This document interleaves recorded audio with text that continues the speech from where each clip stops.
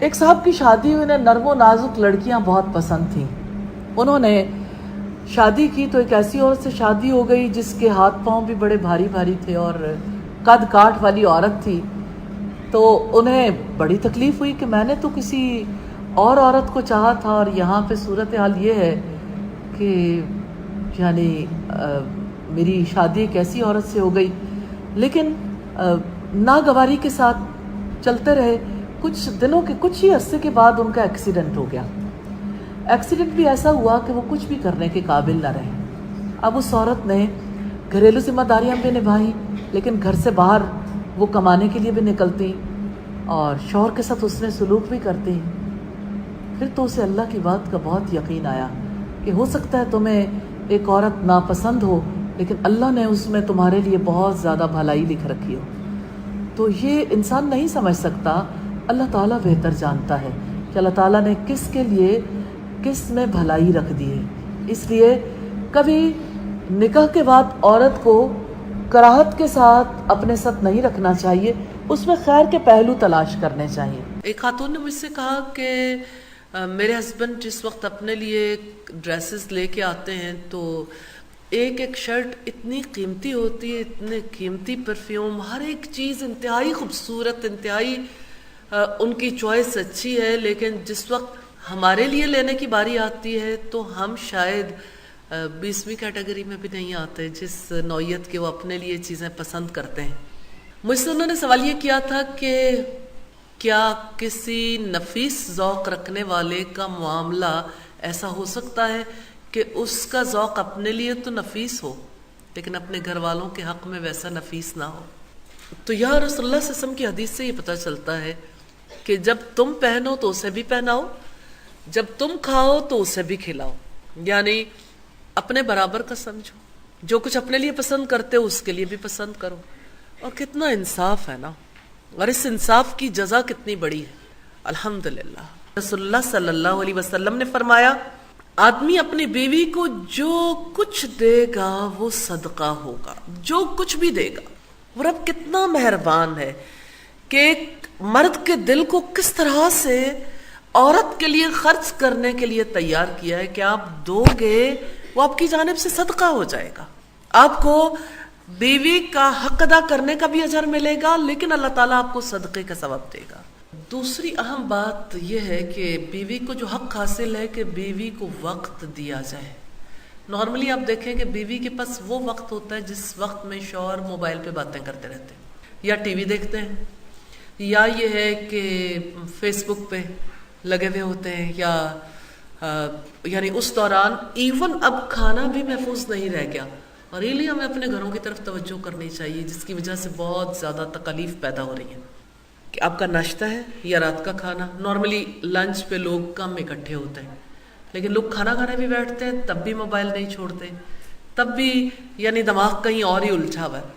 تو کچھ اوقات میں پابندیاں لگانی بہت زیادہ ضروری ہیں کہ آپس کے تعلقات تو پھر ختم ہو جائیں گے.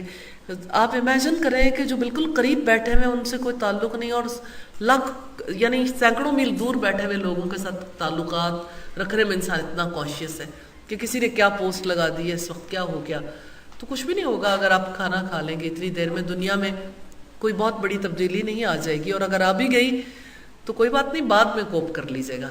سیدنا ابن عباس فرماتے ہیں میں اپنی بیوی کے لیے آراستہ ہونا پسند کرتا ہوں. میں چاہتا ہوں کہ اپنی بیوی کے لیے بنوں سنوروں جیسے میں یہ چاہتا ہوں کہ میری بیوی میرے لیے بنے سنورے. ارباز بن ساریہ رضی اللہ تعالی عنہ سے روایت ہے رسول اللہ نے فرمایا جب آدمی اپنی بیوی کو پانی پلاتا ہے تو اسے اجر و ثواب ملتا ہے. میں یہ حدیث سن کر اٹھا، اپنی بیوی کو پانی پلایا، پھر اسے حدیث سنائی.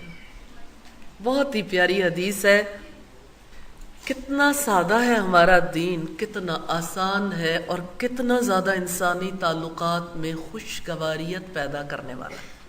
مرد اور عورت کے تعلق کے درمیان جس معاشرے میں لوگ رہتے ہیں اس کے اثرات باقی رہتے ہیں. مثال کے طور پر اگر ہم اپنی سوسائٹی کو دیکھیں، جتنا جی چاہے مرد تعلیم یافتہ ہو جائیں لیکن ان کی ساری توقعات خاتون سے ہوتی ہیں. پانی پلانا، کھانا کھلانا، بلکہ یہ کہ کپڑے کون سے نکال کر دیے جائیں اور دیگر ضروریات کو کیسے پورا کیا جائے، اور واپسی پہ بھی اس میں کوئی حرج کی بات نہیں، بہت ہی اچھا ہے، خوش آئند ہے، محبت بھی بڑھتی ہے، لیکن کچھ مرد کو بھی کرنے دیا جائے۔ تو رسول اللہ صلی اللہ علیہ وسلم نے پانی پلانے پر یہ خوشخبری دی ہے کہ اس پر بھی اجر و ثواب ہوگا۔ اور آپ دیکھیں کہ اس پر جو صحابی رسول کا طرز عمل ہے وہ ثابت کرتا ہے کہ مرد کا دل کس طرح سے متاثر ہوتا ہے، اجر کے حصول کے لیے وہ کس طرح سے آگے بڑھ کے کام کرنا چاہتا ہے۔ اصل یہ ہے کہ مرد ہو یا عورت، انہیں اپنے قریبی ساتھی یعنی اپنے اسپاؤس کے لیے کچھ بھی کرتے ہوئے یہ بات ذہن میں رکھنی چاہیے کہ اجر اپنے ساتھی سے نہیں لینا، اجر اللہ تعالیٰ کی ذات سے لینا۔ اس کی وجہ سے کوئی بھی کام کرنا مشکل نہیں رہ جاتا، پھر آسانی پیدا ہو جاتی ہے الحمدللہ۔ حقیقت یہ ہے کہ بیویوں کے شوہروں پر اور شوہروں کے بیویوں پر حقوق ہے، جن حقوق سے عمومی طور پر لوگ ناآشنا ہوتے ہیں، جس کی وجہ سے جس بات کو بھی دین کے نام پر بتا دیا جائے اس کو ہی قبول کر لیا جاتا ہے، خواہ اس میں خواتین کتنا ہی تلخ محسوس کریں۔ مثال کے طور پر ہماری سوسائٹی میں خواتین کو جو طریقہ زندگی سکھایا جاتا ہے، شوہروں کے ساتھ جو طرز عمل سکھایا جاتا ہے، عمومی طور پر آپ دیکھیے کہ وہ تو سوسائٹی کے نارمز ہیں کہ ہماری سوسائٹی میں ایسا ہوتا ہے، اس وجہ سے تمام بچیوں کو یہ کہا جاتا ہے کہ اپنے شوہروں کے ساتھ ایسا معاملہ کرنا ہے۔ میں اس موقع پر ایک ارادہ آپ سے ضرور کروانا چاہتی ہوں۔ ارادہ یہ کرنا ہے کہ کوئی بھی کام اسلام کے احکامات، نبی صلی اللہ علیہ وسلم کی تعلیمات کو جانے بغیر انجام نہیں دینے۔ نمبر ایک تو یہ ہے کہ اس کا علم حاصل کریں۔ نمبر دو یہ ہے کہ ہر کام کرتے ہوئے یہ ضرور سوچیں کہ اس کا حکم مجھے کس نے دیا، اور اللہ تعالیٰ کے لیے، اس کی خوشی کے لیے اس عمل کو خالص کریں۔ پھر آپ دیکھیں کہ آپ کے اندر کتنی تسکین اور محبت اترتی ہے انشاءاللہ تعالیٰ۔ عورت کو اپنے حقوق اور اپنے بارے میں اللہ تعالیٰ اور رسول کے احکامات سے اتنا آشنا ضرور ہونا چاہیے کہ دراصل کیا چیز میرے حق میں آتی ہے اور کیا چیز میرے ساتھ ظلم ہے، زیادتی ہے۔ جو ہی اللہ اور اس کے رسول کی بات آتی ہے تو خواتین اندر ہی اندر گھٹ کے رہ جاتی ہیں کہ شاید ہمیں کسی نوعیت کا حق نہیں دیا گیا۔ ان احادیث سے یہ پتہ چلتا ہے کہ ایسا معاملہ نہیں ہے۔ نبی صلی اللہ علیہ وسلم سب سے زیادہ اپنی بیویوں سے حسن سلوک کرنے والے تھے۔ آپ صلی اللہ علیہ وسلم نے فرمایا خیارکم لأہلہ، تم میں سے بہترین وہ ہے جو اپنے گھر والوں کے حق میں بہترین ہے، اور میں اپنی بیویوں کے حق میں سب سے زیادہ اچھا ہوں۔ تو آپ صلی اللہ علیہ وسلم اپنی بیویوں کے ساتھ سب سے زیادہ حسن معاملہ کرنے والے تھے، ان کے حقوق انتہائی اچھے طریقے سے ادا کرنے والے تھے۔ مستدرک حاکم کی روایت ہے، ایک صحابی نے عرض کیا اللہ کے رسول، کسی کی بیوی کا اس پر کیا حق ہے؟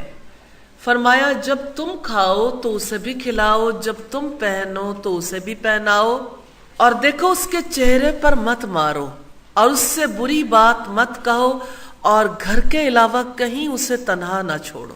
انصاف کرنے والے قیامت کے دن اللہ تعالیٰ کے دائیں ہاتھ ہوں گے، اور اللہ تعالیٰ کے دونوں ہاتھ دائیں ہیں، نور کے ممبروں پر ہوں گے۔ یہ وہ لوگ ہوں گے جو اپنے ذمے سونپے گئے کاموں اور اپنے گھر والوں کے ساتھ اچھا برتاؤ کرتے تھے، جن کو رب العزت کی جانب سے نور کے ممبروں پر بٹھایا جائے گا، ان کی عزت افزائی کی جائے گی۔ اس کا ایک سبب گھر والوں کے ساتھ حسن سلوک ہے۔